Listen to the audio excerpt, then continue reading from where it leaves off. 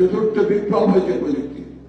সেই বিপ্লবের পরে পুরো বিশ্ব সভ্যতা এখন কিন্তু পরিবর্তিত হয়ে যাচ্ছে। এই আপনাদের মোবাইল টেলিফোন, সোশ্যাল মিডিয়া, আপনাদের টুইটার, হোয়াটসঅ্যাপ, ফেসবুক সবকিছু কিন্তু গোটা সমাজকে পরিবর্তন করে দিচ্ছে এবং এটা একটা অত্যন্ত গুরুত্বপূর্ণ ভূমিকা রাখছে রাজনীতিতে, অর্থনীতির নীতি তৈরিতে, সর্বক্ষেত্রে।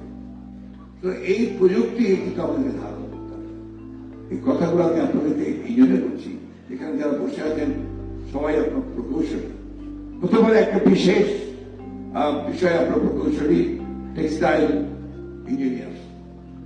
টেক্সটাইল ইঞ্জিনিয়ার্স ক্ষেত্রেও আমার যেন বক্তব্য যে আপনারা এই দেশে এমন একটা সেক্টরে কাজ করছেন যে সেক্টরটা এই দেশের সবচেয়ে বড় অর্থনৈতিক ক্ষেত্রে তারা অবদান